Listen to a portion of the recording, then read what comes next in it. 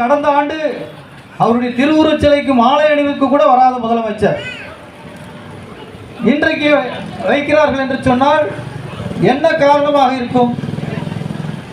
என்ன காரணமாக இருக்கும்? எல்லாம் தேர்தல் வருகிற 2026 தேர்தல் வரப்போகிற காரணத்தினால இன்றைக்கு பாபா சாஹேப் அம்பேத்கர் எல்லோருக்குமான தலைவராக தேவைப்படுகிறார். அவர் சார்ந்திருக்கிறவருடைய ஓட்டுகளை ஏமாற்றி பிழைப்பதற்கு இன்றைக்கு பாபா சாஹேப் அம்பேத்கர் அவர்கள் தேவைப்படுகிறார். அதனால இன்றைக்கு சாதி இல்லை, மதம் இல்லை, மொழி இல்லை, வேற எந்த பிரச்சனையும் இல்லை. பாபா சாஹேப் அம்பேத்கர் அவர்கள் இன்றைக்கு எல்லோருக்குமான தலைவராக மாறிவிட்டார். இந்த எல்லோருக்குமான தலைவர் அடுத்த ஆண்டு தொடர்வாரா என்று தெரியாது. ஏனால் அடுத்த இந்த தேர்தலுக்கு பின்னால் பாபா சாஹேப் அம்பேத்கர் தேவைப்பட மாட்டார் என்று நான் நினைக்கிறேன்.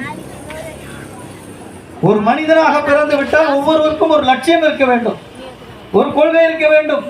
நம்ம நாட்டிலே வாழ்கின்ற மக்கள் சமத்துவமாக வாழ வேண்டும், சுதந்திரமாக வாழ வேண்டும். நாம் யாராலும் ஏமாற்றக்கூடாது, யாராலும் சுரண்டப்படக்கூடாது. நாம் எல்லோருக்கும் நமக்கு கிடைக்கிற மாதிரியான உரிமைகள் கிடைக்க வேண்டும், எல்லோருக்குமான கல்வி கிடைக்க வேண்டும், எல்லோருக்குமான வேலை வாய்ப்பு கிடைக்க வேண்டும், எல்லோருக்குமான நிலம் கிடைக்க வேண்டும், எல்லோருக்கும் வழங்கப்படுகிற வீட்டுமனை பட்டா கிடைக்க வேண்டும், எல்லோருக்கும் கிடைக்குமான வருமானம் கிடைக்க வேண்டும். இப்படி ஒவ்வொரு மனிதனுக்கும் ஒரு தேவை இந்த நாட்டில் இருந்து கொண்டே தான் இருக்கிறது. ஆனால் அந்த தேவைகளை இந்த நாட்டில் உள்ள மக்களுக்கு எப்படி பூர்த்தி செய்ய வேண்டும் என்பதை ஆட்சியாளர்களுக்கும் இங்கே அலுவலர்களாக இருக்கிறவர்களுக்கும் சட்டம் போட்டு செயல்படுத்தியவர் நம்முடைய இரட்சகர் பாபா சாஹேப் அம்பேத்கர் அவர்கள்.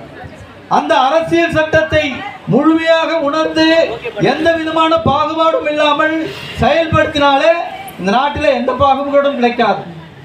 யாரிடம் பாகுபாடு பார்க்க வேண்டிய அவசியம் இல்லை. யாரும் வேலையில்லா திண்டாட்டம் இருக்காது.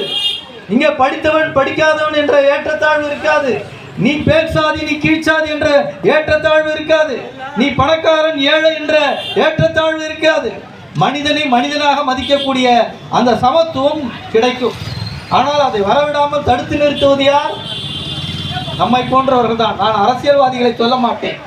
நம்மை ஏமாற்றுகிறவன் இருக்கின்ற வரை ஏமாறுகிறவர்கள் இருக்கிறார்கள் இல்லவா? ஏமாற்றுகிறவன் ஏமாற்றிக் கொண்டே தான் இருப்பான். உன்னுடைய ஓட்டை பறிப்பதற்கு எத்தனை வாக்குறுதிகளையும் கொடுப்பான். ஆனால் நீங்கள் ஏமாற்று போவீர்களானால் இந்த ஏமாற்றும் கூட்டம் தொடர்ந்து வாழ்ந்து கொண்டே தான் இருப்பார்கள். ஏமாளிகள் இந்த நாட்டில் ஏழைகளாகத்தான் இருப்பார்கள். ஏமாற்றப்பட்டு கொண்டே இருப்பார்கள், சுரண்டி கொண்டே இருப்பார்கள். அவர்கள் ஒவ்வொரு தேர்தலிலும் அடுத்தவனுடைய கையேந்தக்கூடிய அவல நிலையில தான் நாம் இருக்க வேண்டும். ஆக இந்த நாங்கள் அதை போன்ற ஒரு விழிப்புணர்வை ஏற்படுத்த வேண்டும் என்பதற்காக தொடர்ந்து இந்த அரசாங்கத்திற்கும் நாம் சொல்லிக் கொண்டிருக்கிறோம். இன்றைக்கும் நாம் நம்முடைய இந்திய குடியரசுக் கட்சியின் சார்பில் ஒரு பிரச்சார பயணத்தை மேற்கொள்ள இருக்கிறோம்.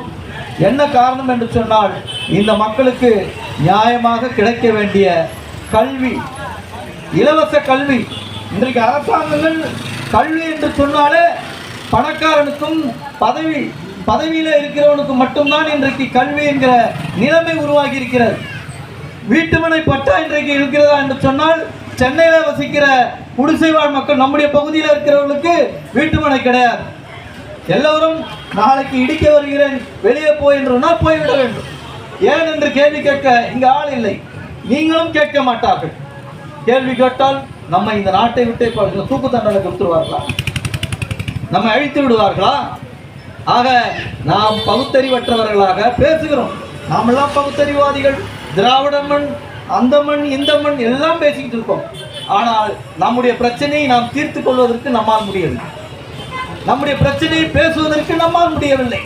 நம்முடைய பாதிப்புகளை அடுத்தவர்களிடம் கேள்வி கேட்பதற்கு நம்மால் முடியவில்லை. அப்படி நாம் மனிதராக வாழ்ந்து என்ன பெறுவது? எதற்காக பயப்பட வேண்டும்? யாருக்காக பயப்பட வேண்டும்? நாம் கேட்கிறது நம்முடைய உரிமை. பாபா சாஹேப் அம்பேத்கர் பெற்றுக் கொடுத்த அரசியல் சட்ட உரிமைகளை கேட்டு பெறுவதற்கு நாம் இயலவில்லை என்று சொன்னால், பயந்து கொண்டே இருந்தோம் சொன்னால், அச்சப்பட்டு கொண்டே இருந்தோம் என்று சொன்னால், நாம் மனிதனாக வாழ்வதற்கு தகுதியற்றவர்கள் என்பதை நாம் உணர்ந்து கொள்ள வேண்டும். எல்லோருக்கும் எல்லா உரிமையும் இருக்கிறது. அரசாங்கம் அதை சொல்லுகிறது, அரசியல் கட்சி தலைவர்கள் அதை சொல்லுகிறார்கள். ஆனால் யாரும் செயல்பாட்டுக்கு வர மாட்டேங்கிறார். வேங்கவேல் என்கிற ஒரு கிராமம், அந்த கிராமத்திலே குடிக்கிற நீரிலே மலத்தை கலந்து விட்டார். குடிக்கிற நீரில் நீங்கள் எல்லாம் கொஞ்சம் யோசித்து பாருங்கள். எதை வேண்டுமானாலும் சகித்துக் கொள்ளலாம். மலம் கழிந்த ஒரு தண்ணீரை, சாக்கடை நீரை நீ குடித்து விட்டு பின்னால் ஒரு தண்ணீரை குடிக்க முடியுமா உங்களால? அதை விட கொடுமை இந்த நாட்டில் ஏதாவது பார்த்திருக்க முடியுமா? ஆனால் என்ன கொடுமை என்று சொன்னால், யார் பாதிக்கப்பட்டிருக்கிறானோ, எந்த மக்கள் அந்த மலம் கலந்த குடிநீரை குடித்தானோ அவன் மீது இன்றைக்கு இருக்கிற காவல்துறை நீதான் குற்றம் செய்தாய் என்று புகார் அவர் மீது பழி போடுகிறார்கள். என்ன நியாயம்? யார் பாதிக்கப்பட்டு புகார் கொடுக்கிறானோ அவனை குற்றவாளியாக்குற அநியாயம் இந்த நாட்டிலே நடந்து கொண்டிருக்கிறது. யாரும் கேள்வி கேட்க மறுக்கிறார். யாரும் கேள்வி கேட்க மறுக்கிறார். இங்கே நம்முடைய சென்னையிலே ஆம்ஸ்ட்ராங் படுகொலை நடந்தது. இதுவரை படுகொலைக்கான காரணம் என்னவென்று தெரியவில்லை. யார் அந்த கொலையினுடைய பின்னணி என்று யாருக்கும் தெரியவில்லை. யாரும் கேள்வி கேட்க பயப்படுகிறார்கள், அச்சப்படுகிறார்கள். நான் சொல்லுகிறேன், பயம் என்று ஒன்று நம்மிடத்தில் இருந்தால் நீங்கள் எங்கேயும் வாழ முடியாது. அதை விட நீங்கள் பயந்து கொண்டே இருந்தால் நீங்கள் செத்து போகலாம். செத்து போகலாம். எதுக்கு பயந்துகிட்டே இருக்கணும்? இங்க இருந்தால் நம்ம அடித்து விடுவார்களோ, வேற எங்காவது போனா அங்க வந்து அடிச்சா நீ அங்க இருந்து ஓடிவிட. இப்படி பயந்துக்கு அச்சப்பட்டு ஓடிக்கொண்டே இருந்தால் நீ ஓடிக்கொண்டே தான் இருக்கணும். நிம்மதியாக நீங்கள் வாழ முடியாது. ஆக நம்மை நாம் பாதுகாக்க வேண்டும் என்று சொன்னால் யாரோ வெளியே வருவது நம்மை பாதுகாப்போம் என்று எண்ணிவிடாதீர்கள். நம்முடைய உரிமைகளை பேசுவதற்கு நாம் தான் முன்னேறும். நம்முடைய உரிமைகளை மீட்டெடுப்பதற்கு நாம் தான் போராட வேண்டும். நாம் போராட்டம் இல்லாமல் இந்த நாட்டில் எதையும் பெற முடியாது. பாபா சாஹேப் அம்பேத்கர் சொன்னார். பாபா சாஹேப் அம்பேத்கருடைய பிறந்த நாளிலே நாம் உணர்ந்து கொள்ள வேண்டிய ஒரு விஷயத்தை நாம் புரிந்து கொள்ள வேண்டும். இருக்கின்ற உரிமைகளையும் பாதுகாப்பதற்கு, இழந்த உரிமைகளையும் மீட்டெடுப்பதற்கு மனு செய்வதாலோ மன்றாடுவதாலோ நம்முடைய உரிமைகளை மீட்டெடுக்க முடியாது. தீவிரமான போராட்டம் ஒன்று மட்டும்தான் நம்முடைய உரிமைகளை மீட்டெடுக்க முடியும் என்று சொன்னவர் இந்த நாட்டின் அரசியல் சட்டத்தை உருவாக்கி தந்த பாபா சாஹேப் அம்பேத்கர் நமக்கு சொல்லிக் கொடுத்திருக்கிறார். நாம் உண்மையிலேயே பாபா சாஹேப் அம்பேத்கரை ஏற்றுக்கொள்கிறோம் என்று சொன்னால், பாபா சாஹேப் அம்பேத்கர் வழியிலே செல்கிறோம் என்று சொன்னால், பாபா சாஹேப் அம்பேத்கரை நாம் மதிக்கிறோம் என்று சொன்னால், அவர் சொன்னவர்களை நாம் பின்பற்ற வேண்டுமா வேண்டாம்? இங்கே எத்தனை நிறங்கள் இருக்கிறார்கள், எத்தனை சாதிகள் இருக்கிறார்கள் என்று நமக்கு தேவையில்லை. நாம் மனிதர்கள். நாம் மனிதர்களாக மற்றவர்கள் மனிதர்களாக அங்கீகரித்து சமத்துவமாக பழக வேண்டும்.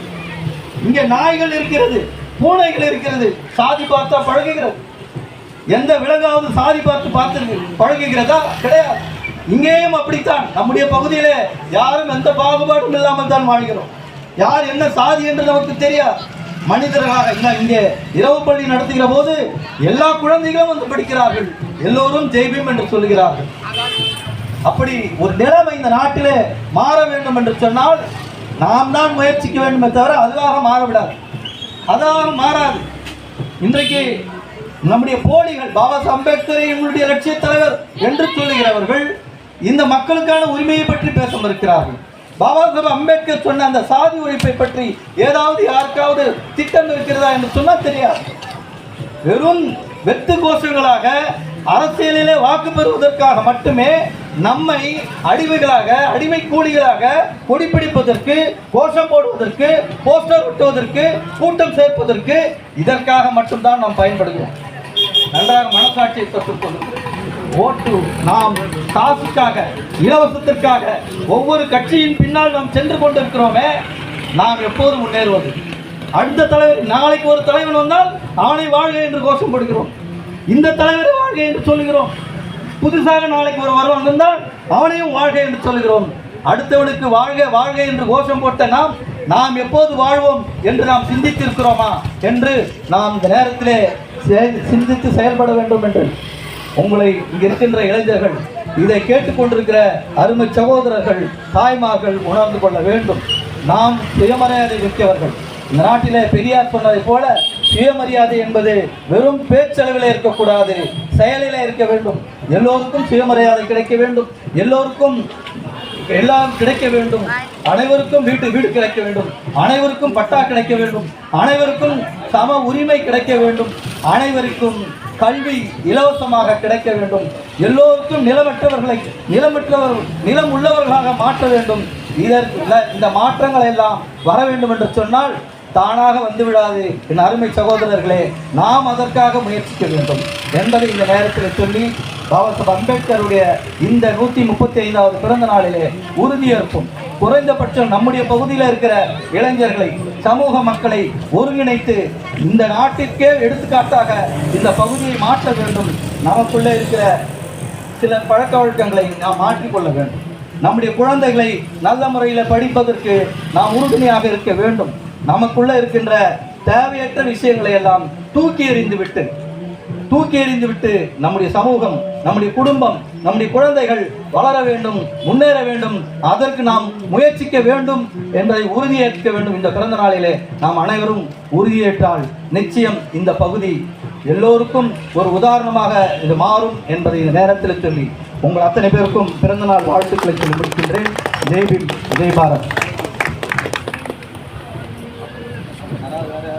வேற யாராவது